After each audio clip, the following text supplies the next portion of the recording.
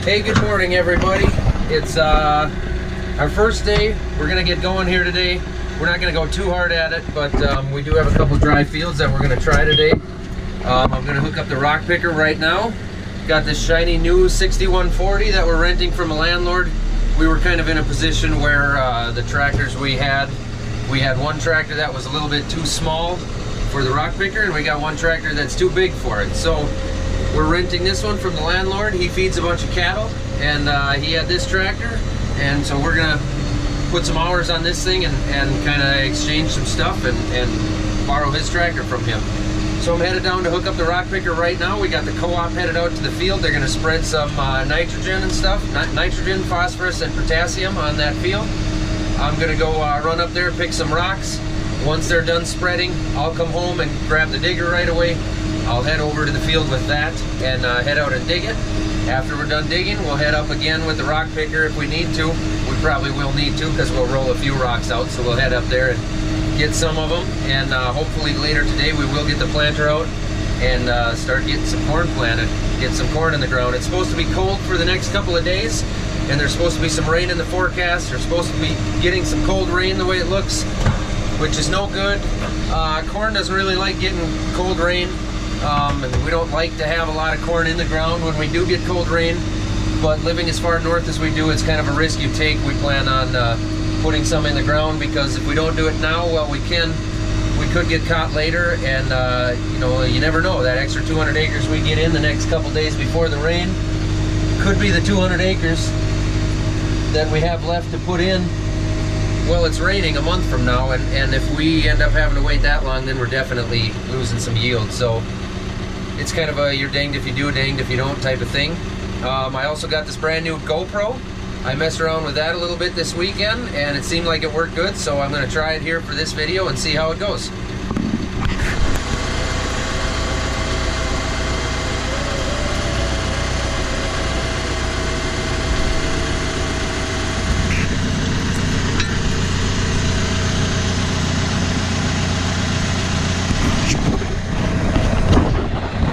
I can see I'm going to have to make some hitch adjustments. Okay, this piece here, this is what we call the hammer strap. A lot of these tractors, these smaller ones especially, don't come with them. Clearly that's something that I didn't check out before I started hooking up that other tractor. So we don't have another one sitting around. I'm not going to run to town to get one right now. So I'll pull this hammer strap off of this tractor and put that on the other one.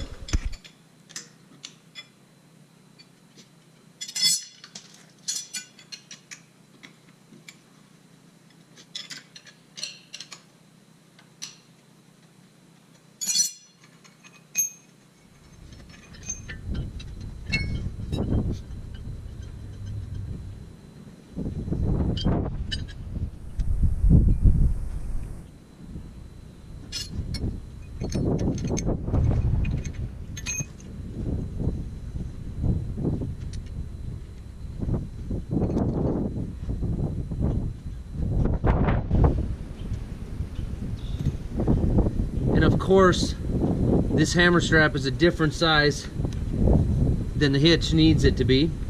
So the hitch on this tractor and the hitch on that tractor are about a 1/4 inch different. So this one isn't going to work. Typical and frustrating.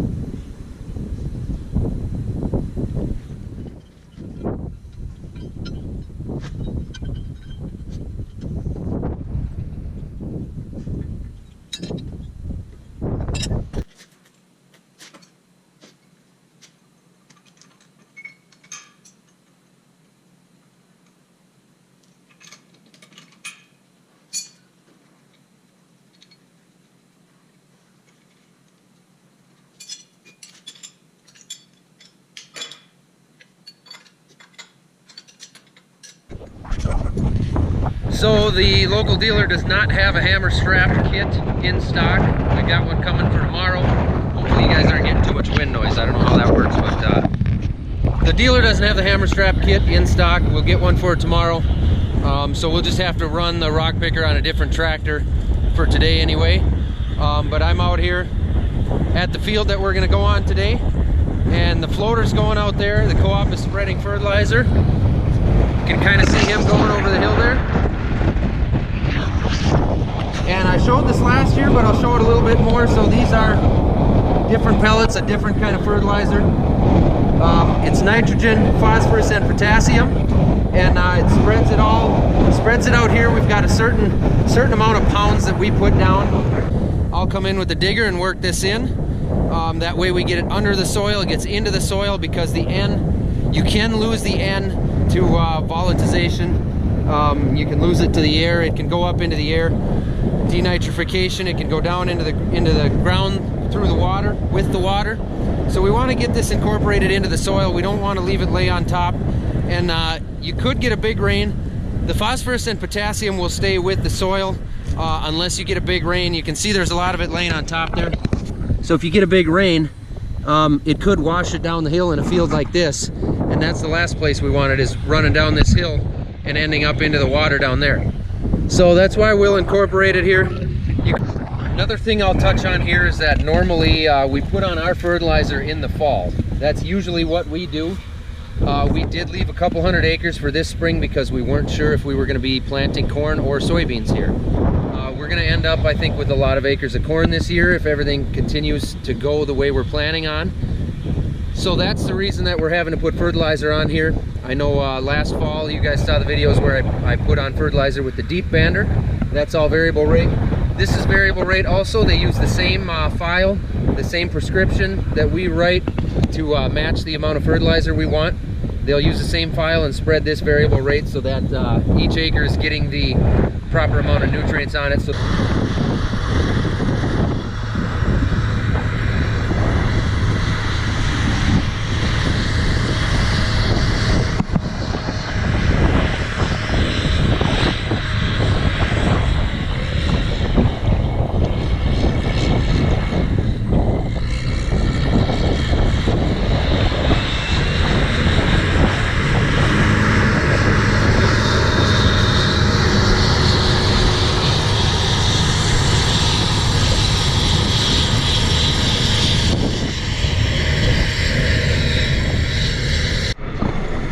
okay, now I'm waiting for the co-op to finish putting fertilizer on that field, and I would probably drive this up there and start, but I've actually got to go get my daughter from preschool in about 10 minutes. So I'm just going to run out into the field right here at home, and I'm going to put the digger in the ground, and I'm going to kind of set the depth on it, make sure everything looks good. That way I got that done, because I got 10 minutes here before I got to take off, and it's driving me nuts doing nothing. So I'm going to get something done in the next 10 minutes. Change of plans on that, because no matter where I drive here, I gotta drive through the muck. It's all wet all through here, so there's really no point in spending the next 10 minutes getting everything all muddy, because then I gotta drive it through the yard to get it to the other field.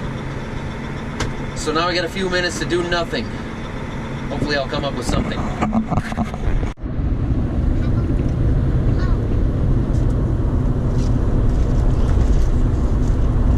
Got her.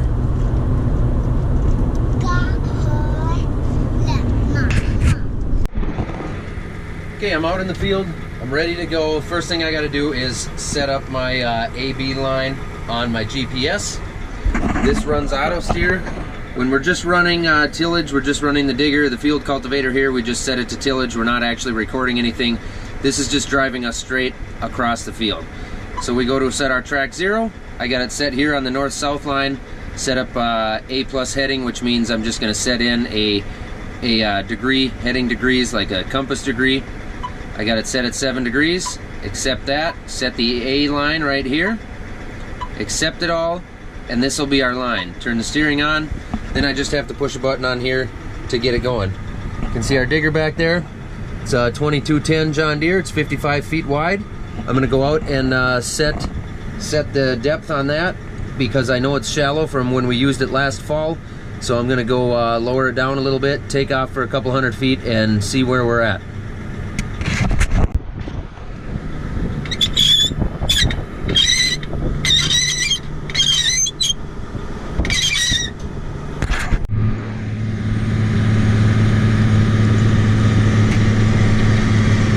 Alright, I'm going to slow it down, and I'm just going to park it here, leave it in the ground, and I'm gonna jump out and go see what depth we're at here.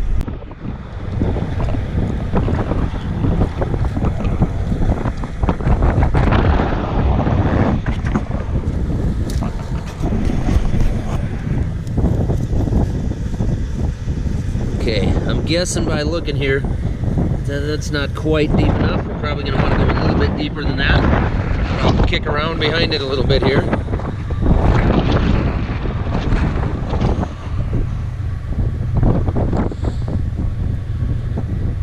Well, you know what? I'm not sure that we have a reason to go any deeper. I'm gonna kick around a little bit more here and see what I think. I think our depth might be okay here. I think we're plenty deep. There is plenty of moisture in here too, because we're up on a dry hilltop and you can see the moisture streaks through there. One thing I got going on here is it's kind of rough. So what I'm gonna do is raise the digger up, and I'm going to adjust the drag so that this will stand up a little straighter. That's pretty simple. There's a pin here that you pull out, and it adjusts how much it lets those deflect. So those will stand up straighter. They'll give us a lot more level seed bed here to come by with the planter later.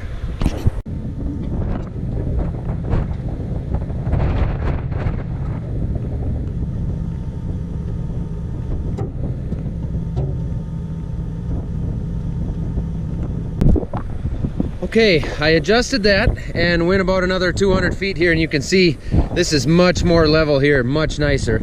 I actually adjusted it 2 notches. These pins were in this hole. I moved it up to this one, and I just did it on about half the digger before I tried it out to see what it's like, but this is gonna work. It's much better. You can see here, this is nice and smooth. Over here where I haven't adjusted yet, it's really ridged up. And the reason it was like that was because in the fall when we used it to work some ground, we're not so concerned about leaving it rough like this. It actually helps the soil dry out a little faster when it can get more air in between like that. In the spring, we need to come back by here with the planter, and it's very important to have a nice level smooth seed bed for the seed so that we get consistent planting done. So I'll finish sweeping the rest of these back and get to work here. So a couple quick things I didn't mention. The reason we can't just stand those things straight up and down and get everything as level as possible is because if you stand them up too straight, this stubble that's left from the crop last year can end up getting bunched up in there. So this can kind of wad up and get all bunched up, and instead of spreading out nice and evenly, you'll have clumps spread out behind the digger. Well, we don't want that because it creates rough spots for the planter, and you know, there's obvious reasons as to why we don't want that. So what we do is just stand them up as much as we can to get a nice level seed bed, and just kind of work with it from there. If we get into a field where there's a lot more trash or residue, that as we call it, left over, then we can tip those back a little bit more again if we have to. And after kicking around a little bit, I'm actually gonna go 2 turns shallower again because we were plenty deep enough. So we'll try that, and I think everything should be awfully close here. Okay, kicking around a little bit here, knowing where the shank is at, I would say our depth is pretty good. Our seed bed is pretty good. We're not leaving clumps of residue anywhere. Found a couple of rocks laying around. That'll happen, we'll come back and get those. But otherwise, I think we're good to go. Let's till.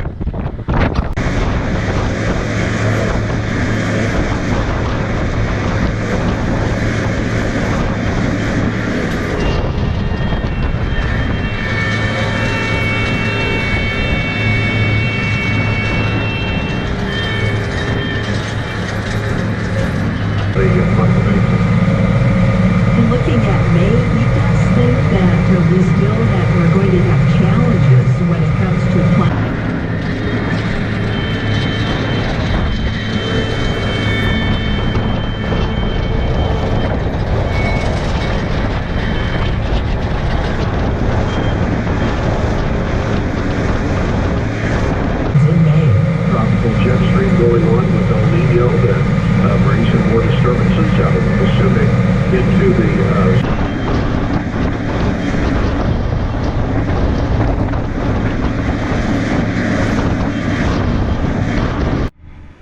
50 50 acres done. Time to go get the planter.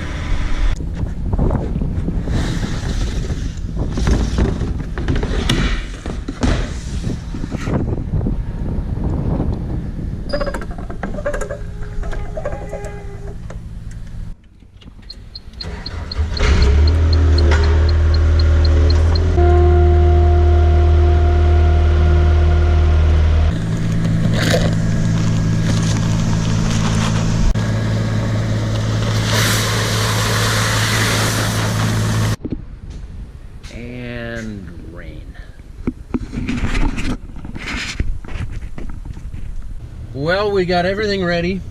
We got fertilizer on the field, we got the field dug, we got the rock picker hooked up, we even got seed in the planter. We got everything ready to go up there and get planting on that 50 acres. And then we ended up getting a little bit of rain, not much, just enough to make the topsoil a little bit wet and sticky, which is enough when it comes to planting, because then the soil sticks to the gauge wheels and you don't get proper seed depth. You can't control that very well. So we're done for the night. We're gonna have to wait until tomorrow, and we'll get the planter out tomorrow, get everything going. I hope so anyway. There is a small chance of rain, so we'll see what happens here overnight, but we're planning on planting tomorrow.